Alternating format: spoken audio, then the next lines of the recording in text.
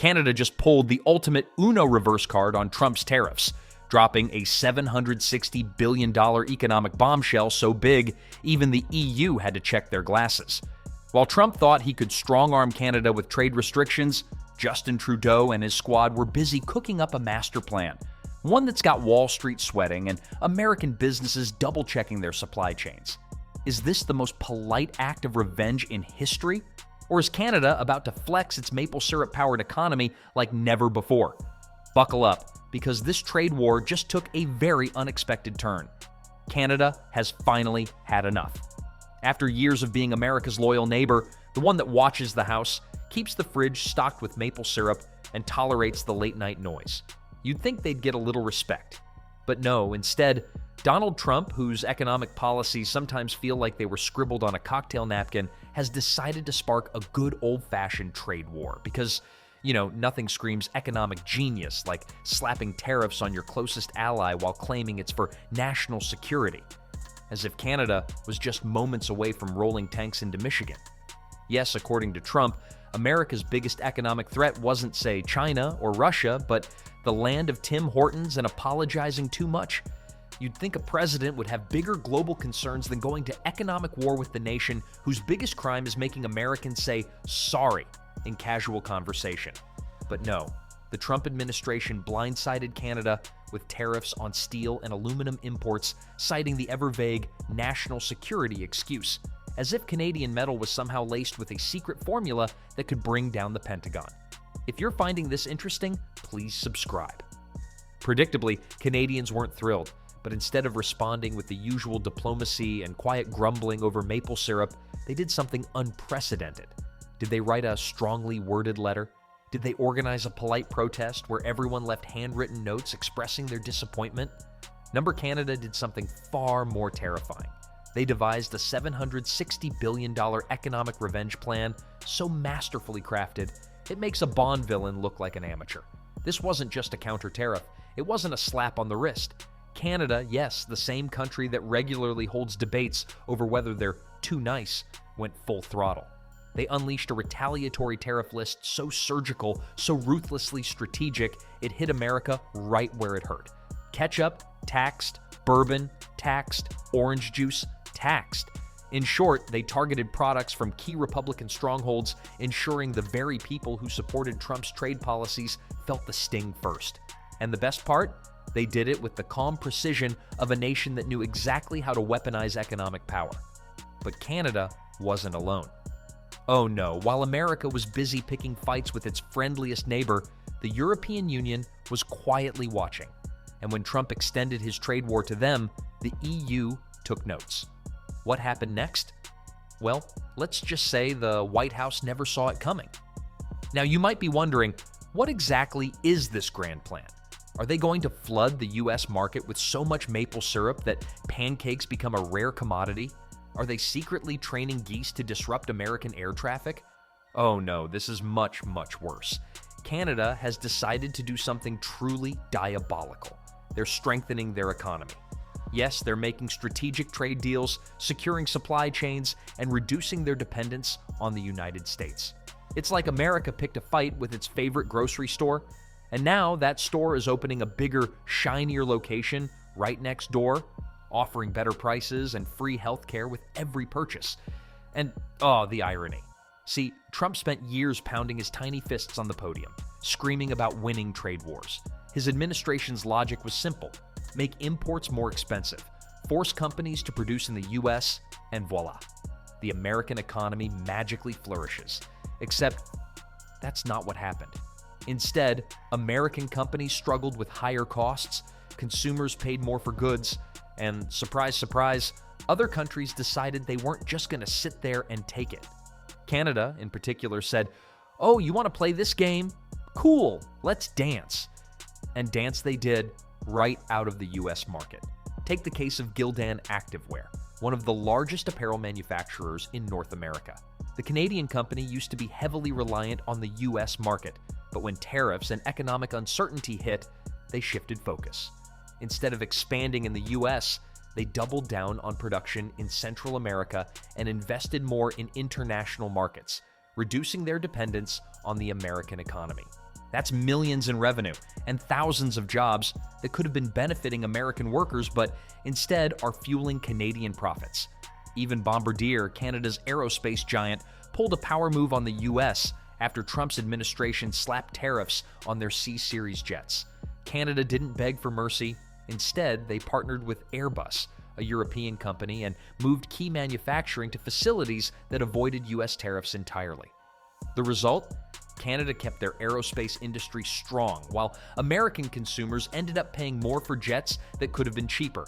The impact of tariffs isn't just being felt in the world of politics and economics, it has now made its way into the realm of sports as well. Canadian sports fans, known for their passionate support of their teams and their deep-rooted pride in their country, have taken to expressing their frustrations in a rather unique and noticeable way. Over the past several months, fans at various sporting events across Canada have begun booing the U.S. national anthem as a direct response to tariffs imposed by former U.S. President Donald Trump. This phenomenon has been witnessed at multiple high-profile events, particularly in the NHL and NBA, two leagues where Canadian and American teams frequently compete against one another. The anthem protests have taken place in major Canadian cities, including Ottawa, Toronto, Calgary, and Vancouver, where thousands of fans voiced their discontent with U.S. trade policies before the start of games. The trend appears to have started during a hockey matchup between the Ottawa Senators and the Minnesota Wild, when a significant portion of the crowd loudly jeered as the Star-Spangled Banner played over the arena's sound system. Not long after, a similar scene unfolded at a Calgary Flames game against the Detroit Red Wings. The movement quickly gained momentum, and by the time the Vancouver Canucks faced the Red Wings, the booing had become an unmistakable message of frustration from Canadian sports fans. At the heart of this backlash are the U.S. tariffs on Canadian imports, which have sparked widespread criticism throughout the country. Among the most controversial of these measures is a 25% tax on certain goods, coupled with a 10% levy on energy imports. For many Canadians, these tariffs are seen as an unfair and aggressive economic policy that disproportionately affects their industries and livelihoods. In response, the anger that has been brewing in political and economic circles has now spilled over into sports arenas, with fans using the national anthem as a symbolic focal point for their frustrations.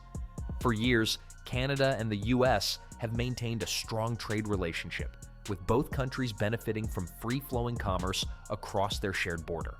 However, the imposition of tariffs has disrupted this long-standing partnership, leading to tension between the two nations. Many Canadian citizens view the tariffs as an attack on their economy, and sports fans in particular have found an outlet to voice their displeasure in a very public and attention-grabbing way. Interestingly, this form of protest is not without precedent. National anthems have long been used as a stage for political statements and social movements, particularly in the world of sports. From athletes kneeling during the anthem to entire crowds participating in coordinated protests, sports arenas have often served as arenas for broader discussions about justice, fairness, and international relations. In this case, Canadian fans are using their collective voice to push back against policies they believe are detrimental to their country. The reaction to these anthem protests has been mixed. Some Canadians fully support the movement, viewing it as a necessary act of defiance against what they see as economic bullying. Others, however, feel that booing a national anthem, especially one that represents an ally, is inappropriate and disrespectful. Some American fans attending these games have taken offense, arguing that such protests unfairly target ordinary U.S. citizens rather than the politicians responsible for the tariffs. Despite the controversy, one thing is clear. The tariffs imposed by the U.S. government have struck a nerve with Canadians, and they are finding ways to make their dissatisfaction known. Whether or not these protests will have any tangible impact on trade policies remains to be seen, but for now, they serve as a powerful reminder that economic decisions can have far-reaching consequences, even in unexpected places like sports arenas. As tensions between the two nations continue to simmer, it's likely that these protests will persist, particularly if no resolution is reached on the trade dispute. The intersection of politics and sports has never been more evident, and Canadian fans are proving that they are willing to make their voices heard, both in the stands and beyond. The U.S. used to assume that Canada needed them, that it was a one-sided relationship where Canada relied on American business, culture, and trade. But what Trump's policies revealed is that Canada was perfectly capable of standing on its own.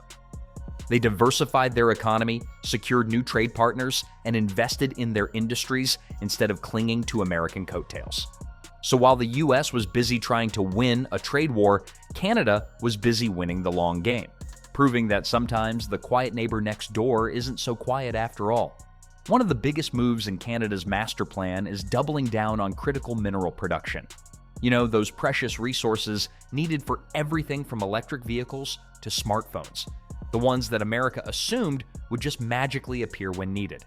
Canada happens to sit on a gold mine of these minerals, and now they're making sure that when companies go shopping for lithium, nickel, and cobalt, the US is at the back of the line. But that's just the beginning.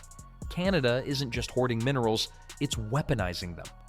For decades, the US enjoyed a steady supply of these critical materials, assuming its northern neighbor would always be a willing supplier. Not anymore. Canada has ramped up national policies to prioritize domestic buyers, and strategic international partners over the US government subsidies are now flowing into mining operations, ensuring that Canadian companies, not American ones, get first dibs on refining and production. That means US automakers, battery producers, and tech companies are suddenly facing a future where their supply chains are more fragile than ever. Without Canadian lithium and nickel, America's push for EV dominance hits a brick wall. Then there's the massive investment in domestic manufacturing. See, Trump thought he was the only one who could play the bring jobs back home game.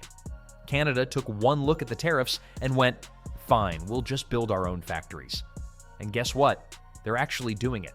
Billions are being pumped into industries that will make Canada less reliant on US imports, meaning all those businesses that used to depend on American suppliers, yeah, they're making new friends elsewhere.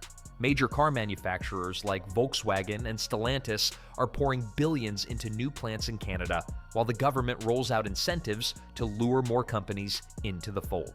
Canada is fast-tracking infrastructure projects to support local supply chains, ensuring that raw materials are processed domestically instead of being shipped to the US for refinement. Soon, entire industries that once relied on cross-border cooperation will operate independently within Canada's borders. But the most devastating blow? Energy. The US has long depended on Canada for a significant portion of its electricity supply, particularly in states like New York, Michigan, and Minnesota. That reliable flow of power, it's being scaled back. Canada is actively reconfiguring its energy strategy, reducing electricity exports to prioritize domestic consumption and new industrial projects. The impact on the US will be severe. Cities that have long relied on Canadian hydropower will face higher energy costs, potential shortages, and increased dependence on fossil fuels to make up for the gap. The Biden administration may talk a big game about clean energy, but without Canadian electricity, the US grid will struggle to stay green. This isn't just an economic shift, it's a geopolitical earthquake. For decades, the US treated Canada like an extension of its own economy, assuming that trade would always be favorable. But now Canada is making it clear that it's no longer a junior partner. It's a competitor. By cutting America out of its resource pipeline, strengthening its domestic industries, and turning off the power tap, Canada is rewriting the rules of the game. So, what happens next? The US can either scramble to find new suppliers, an expensive, time-consuming process, or attempt to strong-arm Canada into reversing course. But with global market shifting and alliances changing, Canada holds all the cards. And for the first time in a long time, America is realizing that its northern neighbor is no longer willing to play second fiddle.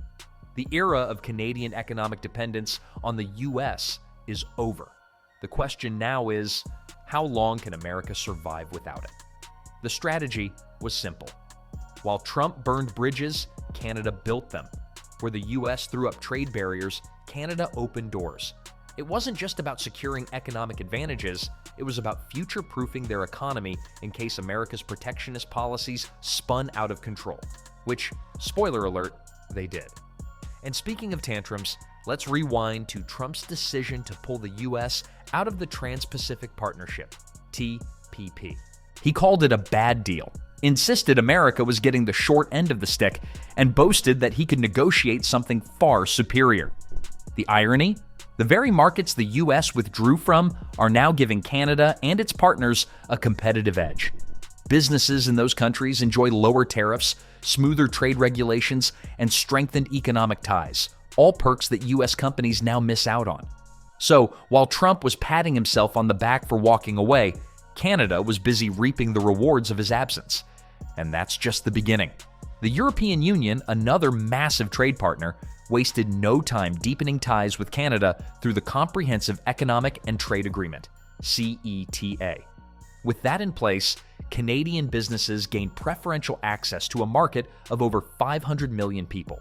Meanwhile, Trump was busy slapping tariffs on European goods, sparking trade disputes, and making enemies out of longtime allies. But let's not forget Latin America. While Trump's rhetoric toward countries like Mexico and Brazil ranged from hostile to outright offensive, Canada pursued stronger ties through agreements like the Pacific Alliance, positioning itself as a reliable and stable trading partner. In contrast, U.S. businesses had to navigate the uncertainty caused by Trump's threats of tariffs, renegotiations, and constant policy reversals. In short, Canada didn't just survive the economic chaos of Trump's presidency, it thrived. It played the long game, while the U.S. bet everything on short-term wins and political grandstanding. And here's the kicker: America's self-inflicted trade wounds aren't just Canada's gain, they're China's too. Let's not forget about the green energy investments. Trump had the brilliant idea of doubling down on fossil fuels like it was still 1950, ignoring the fact that clean energy was the future. Canada? They went full throttle into renewables, and now they're poised to lead in industries like hydrogen power, EV batteries, and sustainable tech. Meanwhile, America's still over here arguing about whether climate change is even real. And perhaps the biggest middle finger of all? The Canadian dollar's newfound strength. Trump's trade war was supposed to make America richer, but instead it sent shockwaves through global markets, made American exports more expensive, and weakened the U.S. economy. Canada? Their economy is holding strong, and their investments are paying off. Who knew that thoughtful strategic planning would actually work? Oh wait, literally every economist did. In an unexpected twist, the trade war Trump launched didn't weaken Canada, it made them stronger. He assumed economic pressure would bring them to heel, but instead, they played the long game, reshaping their economy with quiet determination. What was meant to be a show of American dominance ended up accelerating Canada's independence from U.S. influence. Rather than simply pushing back, Canada adapted. It strengthened its domestic industries, secured new trade partnerships, and poured resources into self-sufficiency. While Trump boasted about winning, Canada was methodically laying the foundation for long-term stability, ensuring it would never again be vulnerable to the policies of a single U.S. administration. And here's the kicker: they did it with their signature diplomacy. No fiery speeches, no reckless tweets, just a series of calculated strategic moves that left the U.S. scrambling. When the dust settled, it wasn't Canada that came out looking like the underdog. It was America that had underestimated its northern neighbor. Maybe next time, before declaring war on a country known for its patience and planning, someone should think twice. But hey, thinking was never exactly a strong suit, was it?